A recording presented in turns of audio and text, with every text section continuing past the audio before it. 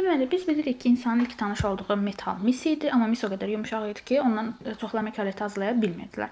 Daha sonra insanlar eradan əvvəl 4-cü minilliyin ikinci yarısında misin tərkibinə müxtəlif maddələr əlavə etdilər və bunun nəticəsində yeni bir metal, yəni ki, tuncu əldə etdilər. Və tunc misə nisbətən daha möhkəm idi, hətta daşa da nisbətən daha yaxşı idi bundan əmək alətləri hazırlamaq.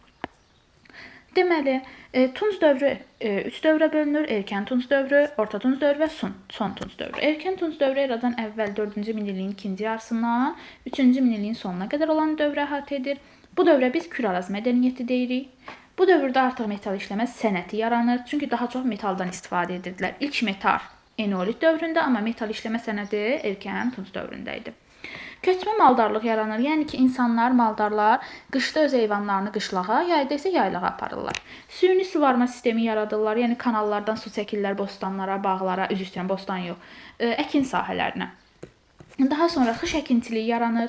Biz bilirik ki, toxa əkintiliyi var idi. Toxa neolitdə yaranmışdı, düzdür?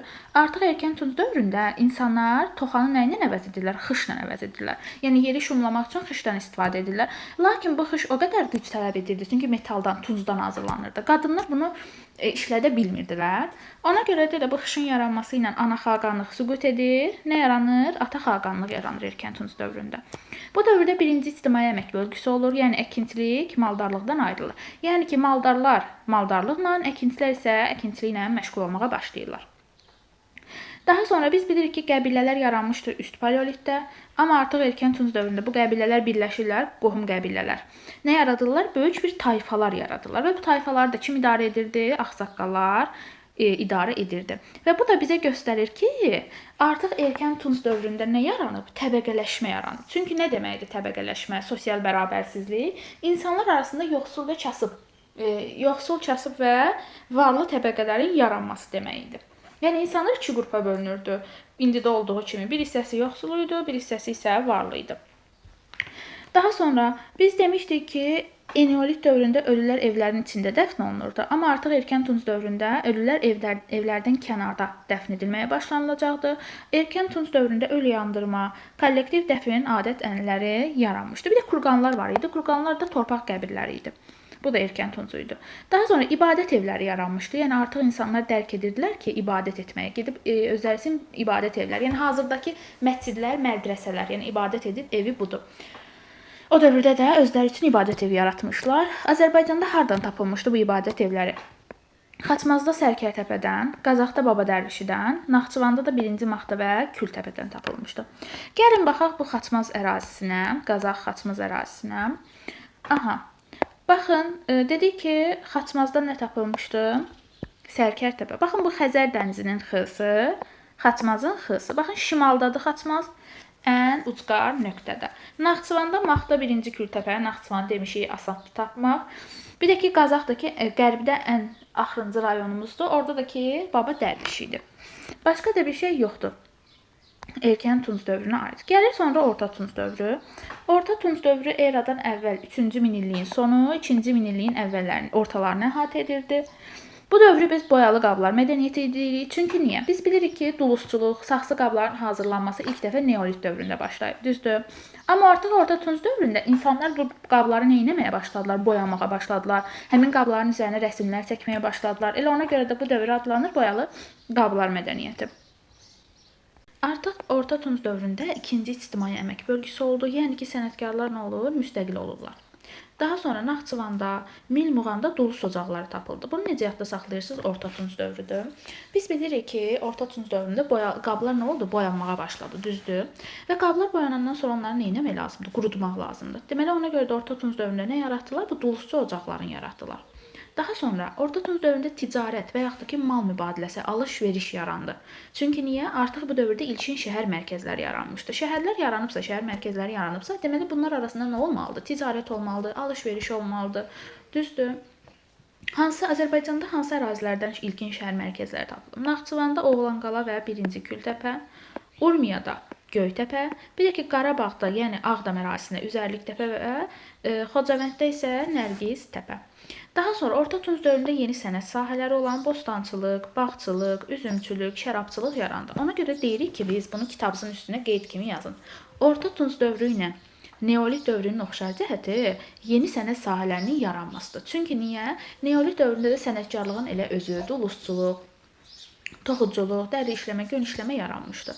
Daha sonra biz dedik ki, erkən Tunc dövründə qəbilələr birləşib tayfa yaratdı. Bu tayfalar da birləşib Orta Tunc dövründə tayfa birliklərini yaradacaqlar.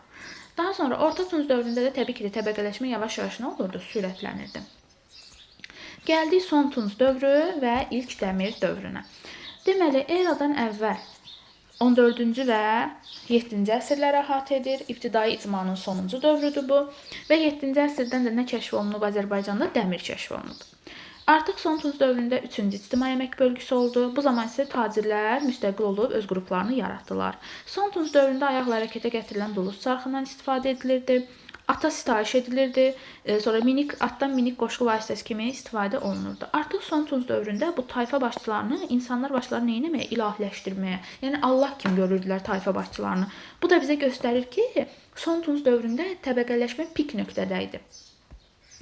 Sonra Son Tunc dövründə siklopik tikililər var idi, hansı ki, tacirləri, əkinçiləri yağışdan, sudan və yaxud da ki, düşməndən qorumaq üçün olan bir dağ formasında nə idi? Belə çəpər idi.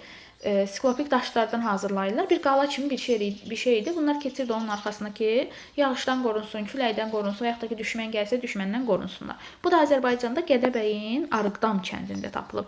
Yadınızdan çıxsa, baxın, siklopikin s-sı, Son Tuncun s-sı elə yadda saxlayın. Daha sonra qonşu dövlətlərlə ticarət əlaqəsi başladı. Baxın, Orta Tunc dövründə ticarətin özü yaranır. Son Tunc dövründə isə qonşu dövlətlərlə Azərbaycan ticarət etməyə başlayır. Bunu da biz hardan bilirik? Xocalıdan. Çünki arxeoloqlarımız Xocalıda araşdırma apararkən oradan bir muncuq tapıblar. Bu muncuğun üzərində Azərbaycanın qonşuluqda yerləşən, qədimdə qonşuluğunda yerləşən Aşur dövləti var idi. Aşur hökmdarının adı yazılmış o muncuğun üzərində. Bu da bizə göstərir ki, Azərbaycan qonşu dövlətlərlə ticarət əlaqələri qurub. Daha sonra Son Tunc dövründə təbiət qüvvələrinə inam daha da genişləndi. Baxın, demirəm ha, yarandı, daha da genişlənir. Çünki təbiət qüvvələrinə inam, axirət dünyasına inam yaranıb orta paleolitdə. Son Tunc dövründə bu daha da genişlənir. Təbiət qüvvələri deyəndə nə nəzərdə tutulur? Aya, günəşə, suya, o da inam. İnsanlar onlara inanırdılar. Özlərinə Allah onları seçmişdilər. Bu da bizə göstərir ki, o dövrdə çox tanrılıq olub, yəni birdən çox tanrıya sitayiş olub. Daha sonra bayaq da dediyim kimi Son Tunc dövründə təbəqələşmə daha da güclənmişdi və bu da gətirib ibtidai icma quruluşunun süqutuna səbəb olmuşdu. Bizə sual versə, siz hardan bilirsiniz təbəqələşmənin gücləndiyin? Çünki Son Tunc dövründə araşdırmalar apararkən kurqanlar tapıldı. Qarabağdan. Məsələn, Qarabağda Xocalıdan, Xankəndi.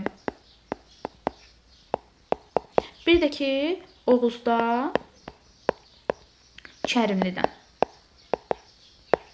Bir də ki, Sarıçobandan Borsulu ərazisi də var Qarabağda. Baxın, bu ərazilərdən kurqanlar tapılmışdı, yeraltı qəbirlər. Bu qəbirlərdə insanlar araşdırma apararkən, yəni arxeoloqlarımız araşdırma apararkən görürlər ki, tayfa başçıları düz bir şəkildə dəfn ediliblər, normal dəfn ediliblər. Amma adi insanlar sanki o tayfa başçılarına sitayiş edirmiş kimi dəfn edilmişlər. Bunlar da bizə göstərir ki, bu təbəqələşmə Son Tunc dövründə daha da pik nöqtəyə çatıb. Bir də ki, Son Tunc dövründə, yəni qədim dövrdə Azərbaycanda piktoqrafik yazı olub, yəni şəkilli yazı bir çox dövlətdə olduğu kimi. Bunu da biz hardan bilirik? Təbii ki də ən böyük sübut üzr istəyirəm. Nədir onun adı? Qobustan abidəsidir. Çünki Qobustanda nə idi? İnsanlar öz fikirlərini şəkillərlə çəkib göstərmişlər. Məsələn, gəmi rəsmi çəkmişdilər və yaxud da ki, heyvanları necə ofsunlayırlar, onun şəklini çəkmişlər. Bundan başqa Kəlbəcərdən tapılmışdı bu rəsmlərdən, Abşeronda tapılmışdı, Naxçıvanda Gəmiqaya adlı bir ərazidən də tapılmışdı.